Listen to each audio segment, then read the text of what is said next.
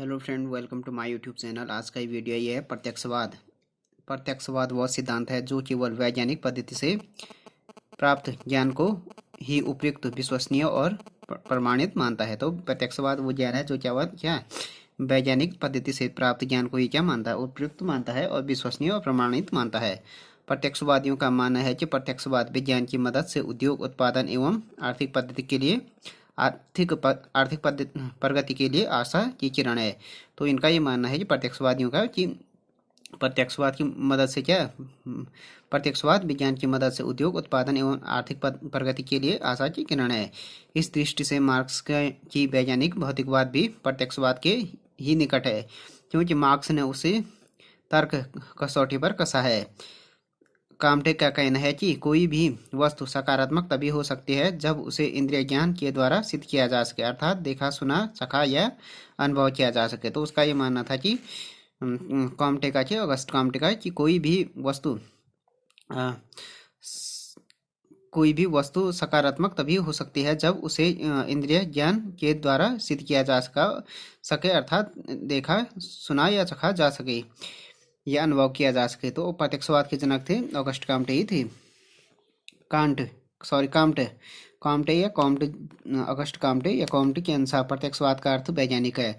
समग्र ब्रह्मांड अपरिवर्तनीय नियमों द्वारा व्यवस्थित तथा निर्देशित होता है, और यदि इन नियमों को हमें समझना है तो धार्मिक या तात्विक आधारों पर नहीं, अपितु वैज्ञानिक विधियों के द्वारा ही समझा जा सकता है। वैज्ञानिक विधियों में कल्पना का कोई स्थान नहीं होता है। ये तो निरीक्षण, परीक्षण, प्रयोग और वर्गीकरण की एक व्यवस्थित कार्यप्रणाली है। इस प्रकार निरीक्षण, परीक्षण, प्रयोग और वर्गीकरण पर आधारित वैज्ञानिक विधियों के द्वारा सब कुछ समझना और उससे ज्ञान प्राप्त करना ही प्रत्यक्षवाद है। तो ऑगस्ट काम्टे का ये कहना है कि प्रत्यक्षवाद का अर्थ वैज्ञानिक है। समग्र ब्रह्मांड क्या है, अपरिवर्तनीय प्राकृतिक नियमों के द्वारा व्यवस्थित तथा निर्देशित होते हैं। यदि इन नियमों को हमें समझना है तो क्या धार्मिक और तात्विक आधारों पर नहीं, बल्कि क्या है विज्ञान की विधियों के द्वारा ही समझा जा सकता है।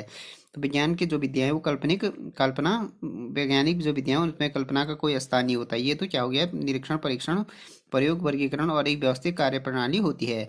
इस प्रकार निरीक्षण, परीक्षण, प्रयोग और वर्गीकरण पर आधारित वैज्ञानिक विधियों के द्वारा सबको समझना और उससे ज्ञान प्राप्त करना ही क्या है, प्रत्यक्षवाद है।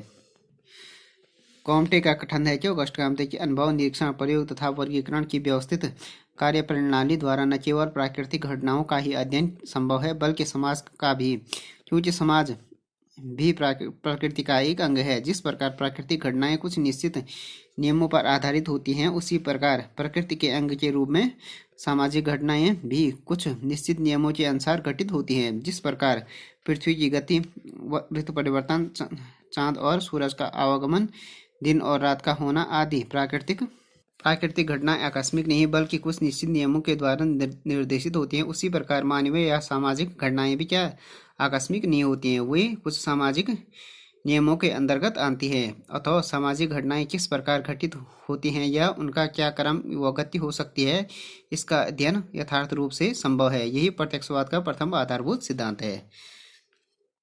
दूसरा हो गया, प्रत्यक्षवाद अपने को धार्मिक और तात्विक विचारों से दूर रखने का प्रयत्न करता है, क्योंकि इनकी अध्ययन प्रणाली वैज्ञानिक कदापि नहीं हो सकती है। प्रत्यक्षवाद कल्पना या ईश्वरीय महिमा के आधार पर नहीं, बल्कि निरीक्षण, परीक्षण, प्रयोग और वर्गीकरण की व्यवस्थित कार्यप्रणाली के आधार पर सामाजिक घटनाओं का अध्ययन करता है। तो प्रत्यक्षवाद अपने को क्या धार्मिक और तात्विक विचारों से बिल्कुल अलग रखता है, और ये क्या इसकी अध्ययन प्रणाली, क्योंकि जो धार्मिक और तात्विक विचारों की अध्ययन प्रणाली वैज्ञानिक नहीं हो सकती। प्रत्यक्षवाद कल्पना या ईश्वरीय महिमा के आधार पर नहीं, बल्कि निरीक्षण, परीक्षण, प्रयोग और वर्गीकरण की व्यवस्था कार्यप्रणाली के आधार पर क्या सामाजिक जो घटनाएं हैं उनका घटनाओं का व्याख्या करता है।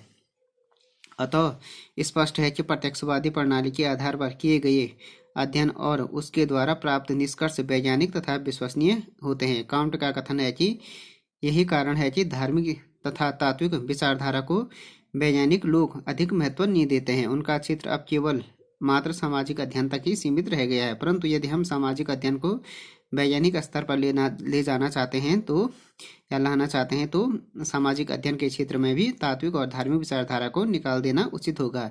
ऐसा किए बिना समाजशास्त्र विज्ञान नहीं हो सकता है। अब हो गया काउंट के अनुसार प्रणाली। प्रत्यक्ष प्रणाली के अंतर्गत सर्वप्रथम हम प्रथम अध्ययन विषय को चुनते हैं। दूसरा हो गया अवलोकन निरीक्षण द्वारा उस विषय से संबंधित प्रत्यक्ष होने वाली समस्त तथ्यों फैक्ट्स को एकत्रित करते हैं। तीसरा करते हैं इसके बाद इन तथ्यों का विश्लेषण करके सामान्य विश्लेषणों के आधार पर इनका वर्गीकरण करते हैं और अंत में उसी विषय से संबंधित कोई निष्कर्ष निकालते हैं। इसी प्रकार निरीक्षण, परीक्षण और वर्गीकरण प्रत्यक्षवाद की नींव है। कांट का प्रत्यक्षवाद या विज्ञान उपस्थित घटनाओं व तथ्यों के बाहर न कुछ देखता है और न पहचानता है, अर्थात जिन घटनाओं और तथ्यों को हम प्रत्यक्ष रूप से देख या निरीक्षण कर सकते हैं, प्रत्यक्षवाद का क्षेत्र वहीं तक सीमित है। इसका तात्पर्य यह नहीं है कि जो कुछ भी अज्ञेय या अज्ञात है उसको जानने या खोज निकालने का प्रयत्न प्रत्यक्षवाद के अंतर्गत नहीं आता है। इसका तात्पर्य केवल इतना ही है कि प्रत्यक्षवाद यह अज्ञात व अज्ञेय के पीछे बिना किसी वास्तविक आधार के नहीं दौड़ता है, क्योंकि इस प्रकार की काल्पनिक दौड़ना किसी विज्ञान को शोभा नहीं देता है।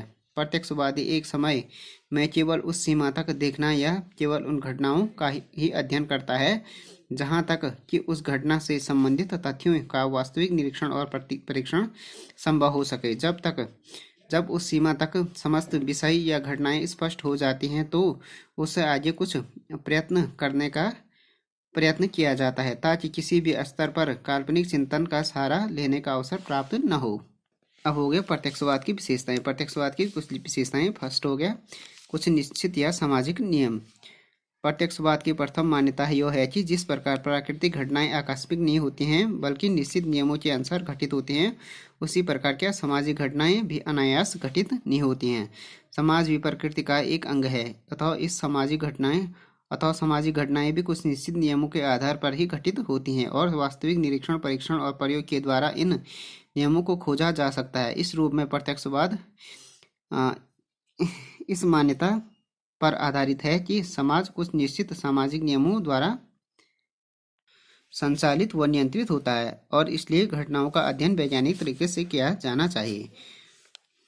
दूसरी विशेषता ये हो गया ज्ञान, यथार्थ ज्ञान। प्रत्यक्षवाद की दूसरी विशेषता यह है कि अपने को धार्मिक व दार्शनिक विचारों से दूर रखता है और अपने को वैज्ञानिक अध्ययन प्रणाली के माध्यम से वास्तविक ज्ञान से संबंधित मानता है। तो यथार्थ ज्ञान की बात हो गया। तीसरा हो गया वैज्ञानिक कार्यप्रणाली। प्रत्यक्षवाद वैज्ञानिक दृष्टिकोण से ही नहीं अपितु वैज्ञानिक कार्यप्रणाली से भी संबंधित होता है। जिसका सरल अर्थ यह है कि प्रत्यक्षवाद के अंतर्गत घटनाओं का अध्ययन मनमाने ढंग से नहीं किया जाता है। इसके लिए सुनिश्चित वैज्ञानिक पद्धति को अपनाया जाता है। इस वैज्ञानिक कार्यप्रणाली के अंतर्गत सर्वप्रथम अध्ययन के लिए एक विषय को चुना जाता है, फिर उस विषय में संबंधित तथ्यों का पुनः परीक्षण किया जाता है, फिर उसका वर्गीकरण किया जाता है और तब अंत में अध्ययन विषय से संबंधित कोई निष्कर्ष निकालते हैं। इस प्रकार प्रत्यक्षवाद निरीक्षण, परीक्षण, प्रयोग और वर्गीकरण की वैज्ञानिक कार्यप्रणाली से संबंधित होती है। तो वैज्ञानिक कार्यप्रणाली भी हो गया इसकी विशेषता। प्रत्यक्ष न होने वाली घटनाओं से असंबंध। प्रत्यक्षवाद का किसी घटना से कोई संबंध नहीं होता जिसे हम प्रत्यक्ष रूप से देख या निरीक्षण नहीं कर सकते हैं। प्रत्यक्षवाद या प्रत्यक्ष योग्य वास्तविक रूप में निरीक्षण योग्य घटनाओं तक ही सीमित होती है। प्रत्यक्षवाद अज्ञात व अप्रत्यक्ष के पीछे बिना किसी क्या वास्तविक आधार के नहीं दौड़ता है, क्योंकि इस प्रकार के काल्पनिक दौड़ना किसी विज्ञान को शोभा नहीं देना है, न किसी प्रकार का ख्याली पुलाव पकाकर वो अपने वैज्ञानिक स्तर पर स्थिर रह सकता है। तो ये हो गया प्रत्यक्ष न होने वाली घटनाओं से क्या होता है, प्रत्यक्षवाद असंबद्ध या दूर रहता है। 5 हो गया धर्म और विज्ञान का समन्वय। कांट का प्रत्यक्षवाद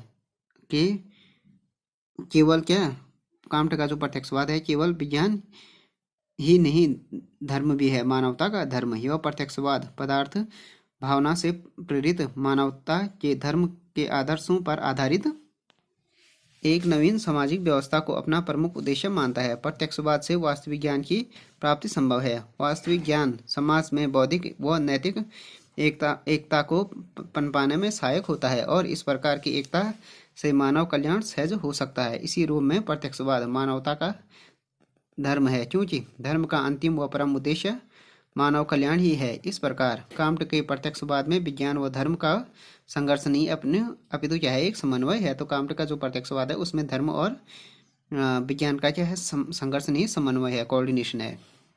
सामाजिक पुनर्निर्माण का साधन, 5 विशेषता हो गया ये सामाजिक पुनर्निर्माण का साधन। काम्ट का प्रत्यक्षवाद उपयोगितावाद वादी विज्ञान है और उस रूप में यह विश्वास करता है कि प्रत्यक्षवाद के माध्यम से प्राप्त यथार्थ ज्ञान को सामाजिक पुनर्निर्माण के साधन के रूप में प्रयुक्त किया जा सकता है। प्रत्यक्षवादी समाज में भय, असुरक्षा, स्वार्थ जैसी कोई चीज न हो जी, अपितु प्रेम, सद्भावना व सहयोग का राज्य हो गया। समाज के इस पुनर्गठन में प्रत्यक्षवाद समस्त हिंसात्मक प्रणालियों से दूर रहने का आग्रह करता है। उपयुक्त विवेचना से स्पष्ट है कि प्रत्यक्षवाद का प्रथम और सर्वप्रमुख उद्देश्य धार्मिक तथा तात्विक अवधारणाओं या विचारों से मानव मस्तिष्क को मुक्त करके सामाजिक अध्ययन व अनुसंधान को वैज्ञानिक स्तर पर ले जाना है। तो उपयुक्त विवेचना से ये स्पष्ट होता है कि प्रत्यक्षवाद का प्रथम और सर्वप्रथम उद्देश्य क्या है, धार्मिक और तात्विक अवधारणाओं या विचारों से मानव मस्तिष्क को क्या मुक्त करके क्या सामाजिक अध्ययन व अनुसंधान को वैज्ञानिक स्तर पर ले जाना है। प्रत्यक्षवाद प्राकृतिक विज्ञानों की पद्धति को सामाजिक अध्ययन में प्रयोग में लाकर सामाजिक विज्ञान को भी उतना यथार्थ बनाना चाहता है जितना कि भौतिक शास्त्र, रसायन शास्त्र आदि हैं। इस प्रकार प्रत्यक्षवाद वह वैज्ञानिक साधन बन जाता है जिसके द्वारा मानव का बौद्धिक विकास संभव और सरल होगा। बौद्धिक विकास के बिना सामाजिक प्रगति भी असंभव है, अथवा प्रत्यक्षवाद सामाजिक प्रगति में भी सहायक होगा, क्योंकि सामाजिक तथ्यों के निरीक्षण, परीक्षण तथा वर्गीकरण की व्यवस्थित कार्य प्रणाली के द्वारा हमें जो वास्तविक या प्रत्यक्ष ज्ञान प्राप्त होगा उसे व्यवहारिक प्रयोग द्वारा सामाजिक प्रगति को संभव बनाया जा सकेगा। वास्तविक या प्रत्यक्ष ज्ञान सामाजिक पुनर्संगठन की भी ठोस बुनियाद होगी। प्रत्यक्षवाद का अंतिम उद्देश्य क्या है, सामाजिक पुनर्निर्माण ही है। अब हो गया प्रत्यक्षवाद एक धर्म के रूप में। प्रत्यक्षवाद केवल एक विज्ञान ही नहीं है अपितु मानवता के लिए एक धर्म भी है।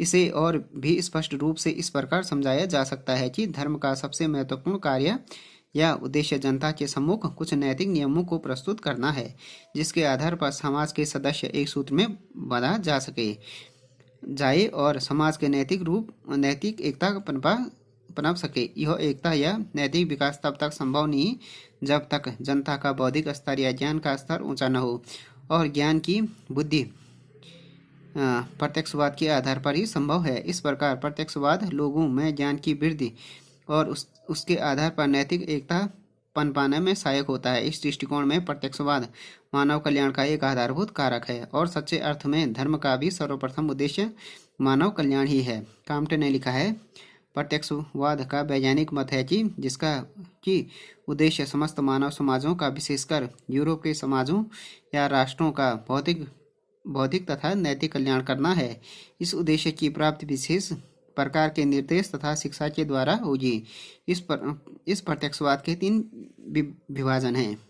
विज्ञानों का दर्शन, इसका सार तत्व यह है कि अपने भाग्य या स्थिति के अनुसार स्थिति के सुधार या उन्नति के लिए मनुष्य को अपने परिश्रम या प्रयत्नों पर भरोसा करना चाहिए।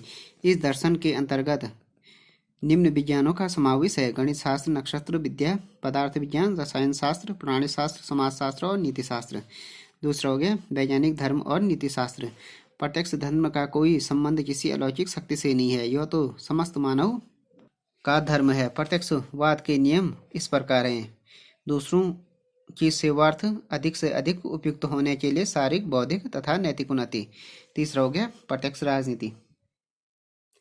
इस प्रकार की राजनीति का उद्देश्य है युद्ध को दबाना व यूरोपियन राज्यों को मिलाकर मित्र राष्ट्र की स्थापना करना। इस प्रकार काम्ट के प्रत्यक्षवादी विचार में उन्होंने उसके धार्मिक या नैतिक पक्ष को वैज्ञानिक पक्ष से अधिक महत्ता प्रदान की है। उनकी विचारधारा के इस परिवर्तन को उनके काम्ट के अनुयायियों ने उसके पतन के रूप में देखा है। परंतु काम्ट का दावा है, ऑगस्ट काम्ट का दावा था कि प्रत्यक्षवाद धर्म और विज्ञान दोनों ही है और मानव प्रगति के लिए इन्हें पृथक करना उचित न होगा, बल्कि मानव प्रगति धर्म और विज्ञान के सामंजस्य ही संभव है। तो फ्रेंड्स, ये वीडियो हो गया प्रत्यक्षवाद का अर्थ, प्रत्यक्षवाद की विशेषता, प्रत्यक्षवाद धर्म और विज्ञान और धर्म के रूप में का उनका समन्वय। Thanks for watching this video. If you like this video, please subscribe my channel and like, share and comment on this video.